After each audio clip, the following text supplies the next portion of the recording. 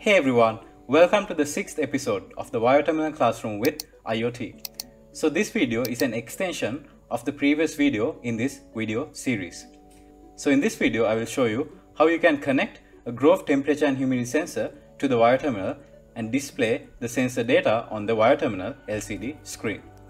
Then I will send the sensor data from the Bioterminal to Google Cloud IoT Core. Next, I will set up an InfluxDB database so that we can send the sensor data from Google Cloud IoT Core to the database and store the data. Finally, I will connect Grafana with InfluxDB to visualize the sensor data on interactive dashboards. So, to learn all about it, let's jump straight into the video.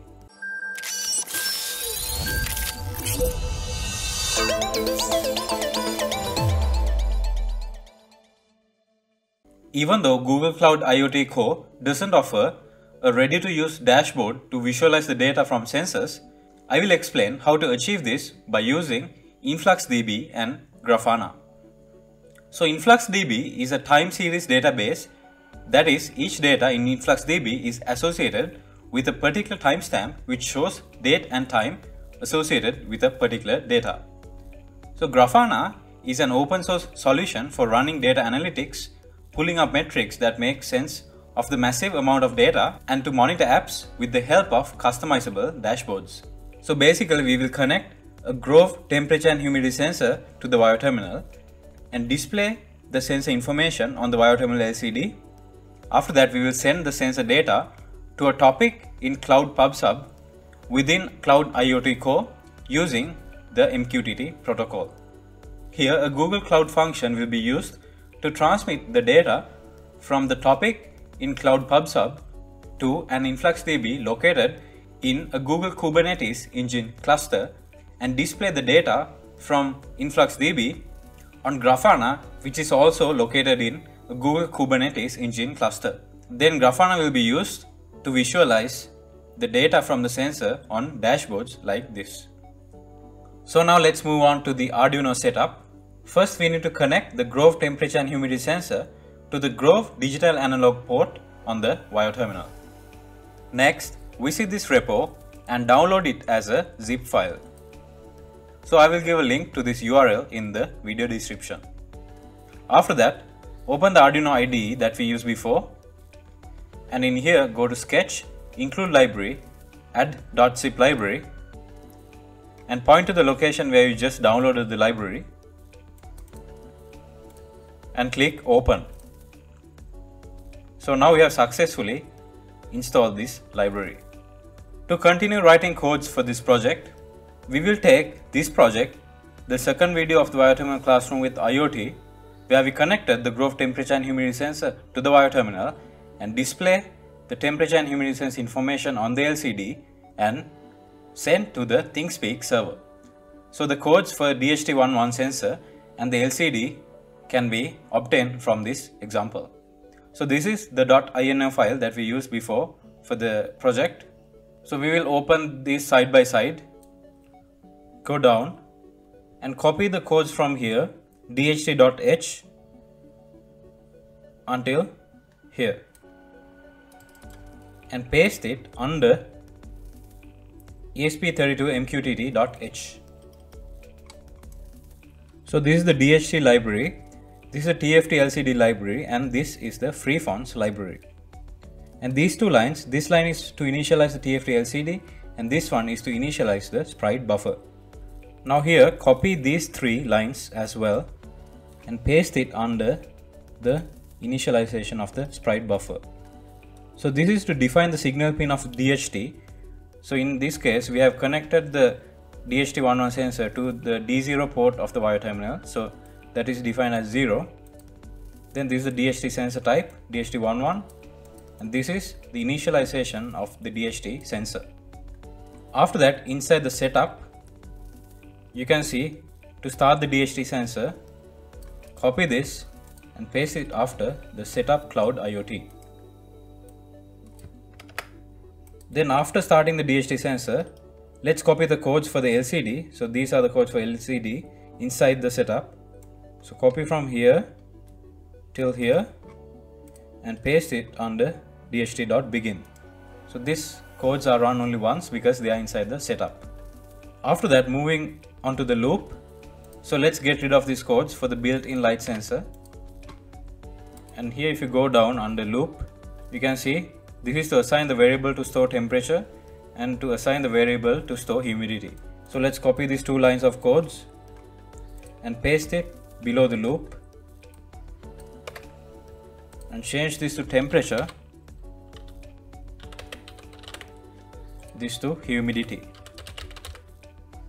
After that, inside this if statement, so let's get rid of this, and in here let's type the following.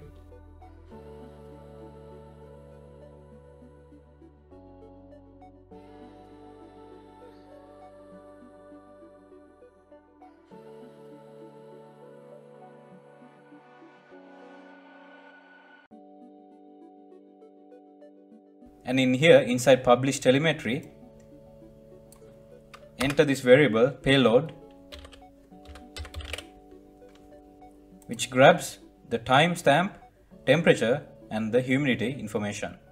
So here we pass all the data as a string into InfluxDB. So passing the time is important because InfluxDB is a time series database. Also, the push telemetry function will send the data to the default topic we have created at the very beginning of this tutorial. So after this if loop, copy these codes. So you can see here, from here sprite buffer for temperature and sprite buffer for humidity, and paste it here. So here we are using sprite buffers to only display the temperature and the humidity values. So this is because when using the LCD and the Wi-Fi at the same time, the Wire Terminal needs a lot of resources. So to save the resources on the Wire Terminal, we use small sprites like this. Let's save this first.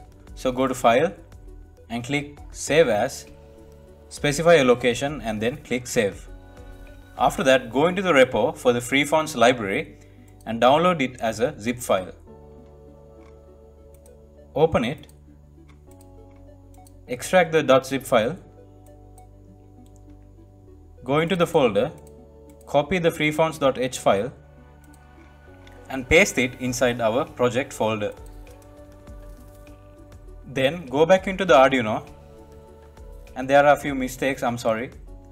At first, so here these two curly brackets should be replaced by commas, so comma here and comma here, and here T should be replaced by temperature, and this should be replaced by humidity. Finally, upload the code to the Wire Terminal. Then open the serial monitor, and then you will see the telemetry data being sent to Google Cloud IoT Core.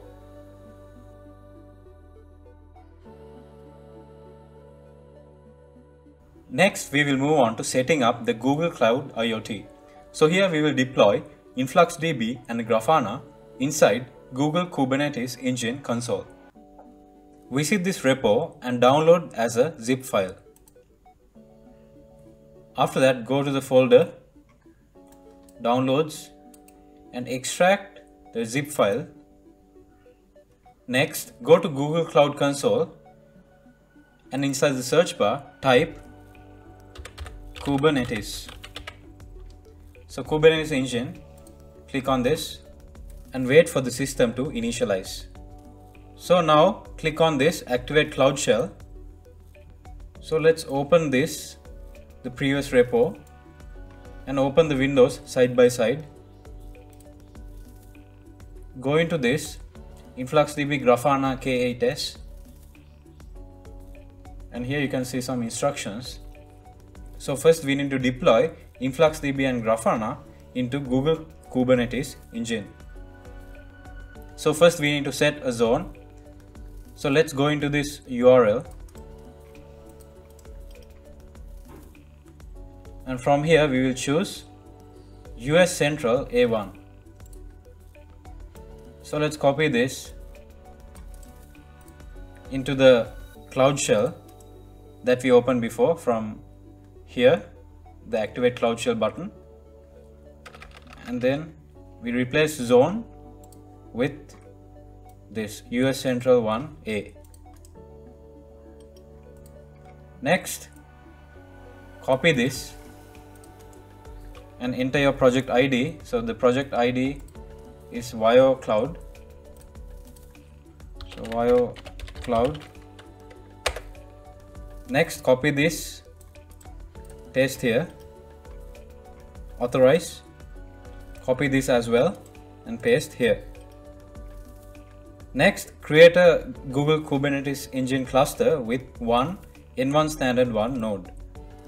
So copy all these codes and paste here, press enter.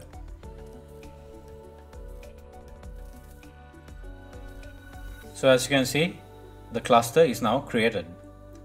So after that, create the secret. So for this section, go up and you'll see that this is to create a secret to store InfluxDB and Grafana auth information.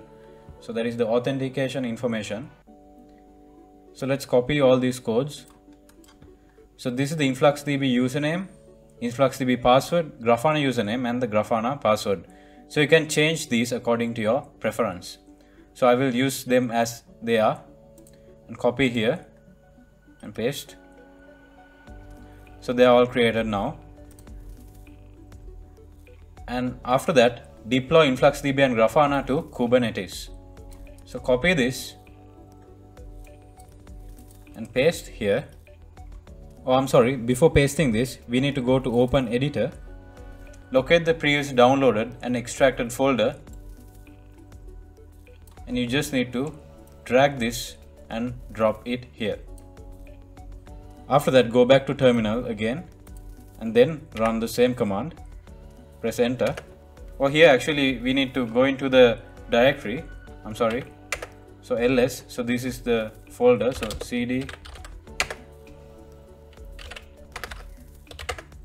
go into number 5 InfluxDB Grafana K8s, and then finally run the previous command. So now InfluxDB and Grafana are deployed to Kubernetes. Now let's move on to setting up Grafana. So here, copy this. So this is to see the services, external IPs and ports. So paste here and you will see the Grafana, InfluxDB and Kubernetes running. So Grafana external IP is this and the port is this. So what we need is, we need to type this on the web browser, the external IP of Grafana, colon, and then the port, which is 3000, and press enter. So now we are inside Grafana. So log into Grafana using the username and the password we defined before.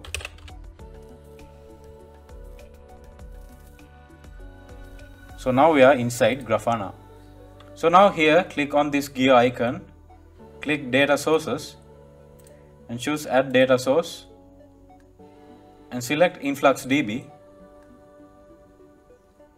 So if you go down here, you can see the URL. So you can copy this and paste here inside URL, and for the database type IoT, and finally click save and test. So if you see this message, that means you have successfully added the InfluxDB data source into Grafana. Now let's move on to creating a Google Cloud function to transmit data from a topic on PubSub to InfluxDB and display the data from InfluxDB on Grafana using interactive dashboards. So go back to this page and in here, go back to this directory and select this cloud function, and if you go down in the readme file, first we need to enable the cloud functions API. So copy this and paste it here inside the Cloud Shell. Next, in the search bar, type cloud build, because we need to enable the cloud build API also. So cloud build API. So here I have already enabled it. So if you are not enabled, you can enable the cloud build API from here. next here let's type ls. So we are inside the InfluxDB Grafana KAE test directory. So let's go back one step. So cd dot dot and then cd, let's go to number 6 cloud function directory, and then ls, we have main.py inside this folder. So here we need to change some variables inside the main.py file, but before doing that let's type kubectl get services to view the running services, and from here copy the InfluxDB external IP address. So this, copy this. So keep in mind the port is 8086. So now let's open main.py using a Vim text editor. So Vim main.py, and then press I on the keyboard to enter editing mode. So press I, and then here under host paste the external IP address of the InfluxDB, and port is 8086. So the username that was defined before as admin, and the password was this, and then press escape on the keyboard, and finally type colon and WQ and press enter to save and exit from main.py file. After that, let's deploy this cloud function. So copy this, paste here, and enter the pub subtopic that we created before. So let's type topic 1, and then copy this entire line because we will be using this region US Central 1, and finally copy this line, paste here, press enter, and it will start deploying the cloud function. So now the cloud function is successfully deployed. So here if we search here cloud function, we can see the cloud function is deployed and it's running.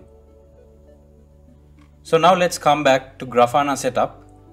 So this is Grafana we have opened before, and we have already configured the InfluxDB data source inside Grafana. So what we need to do now is we need to go to dashboards and click on manage and select new dashboard and click on add new panel, and in here under select measurement select temperature or either humidity. So I will select temperature first, so it will display the temperature here, and for the naming pattern, so this will be the name, so I will change this to temperature, and then plus query, and then from select measurement I will select humidity, and here I will change to humidity, and for the panel title I will delete it. So you can change any setting according to your preference. So after finish setting up, you can click on apply. So let's add another element. So go to add panel, add new panel, and click on gauge and select measurement, click temperature, and under panel title delete the panel title, go to field and choose the minimum and a maximum, so 0 and 100, and for the unit type temperature, and you will see Celsius displayed here, Celsius, and display name type temperature, and you can change the other settings according to your preference and click on apply. So repeat the same for humidity.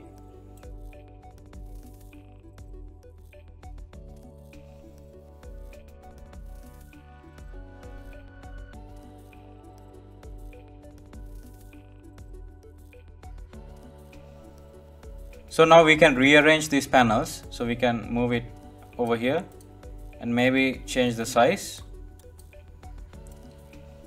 So change the size of this as well. And now we have a nice looking dashboard to display the temperature and humidity sense information from the DHT11 sensor. So here we can change some settings. So maybe last 3 hours, And this is the refresh frequency of the dashboard, so maybe we will change this to 5 seconds so that it will refresh faster. So now you can see it's refreshing at a much faster rate. Let's go ahead to weave the raw data and export the data into an Excel sheet. Now we are back in the Grafana dashboard that we created before, and in here inside this block, the graph block, click on this down arrow key and select inspect data, and you can see the raw data here. So let's go to data options, select this and select series joined by time, and it will show the time and the corresponding temperature and humidity for that time. So if you click on time 2 times, 1, 2, so this is the latest data coming in. So actually it goes back to the old data, because when we connected the Wire terminal to Google Cloud IoT, it takes some time for the sensor to send the temperature and humidity sensor information. So if you go down, you can see after some time only it starts to send the temperature and humidity sensor information. So if you want to also download this data into an Excel sheet as a .csv file, just click on this download CSV, and after downloading, let's open this. So let's expand this time column, so you can see the time, temperature and humidity. So let's sort this. So select these 3 columns, click on data, filter, and click on this arrow and select sort newest to oldest. So you can see all the data here. So you can clearly see the temperature and humidity sensor data corresponding to different times. That's it for this video. If you guys like this video, please give a thumbs up and subscribe to our YouTube channel to stay updated with us. So see you all in the next video.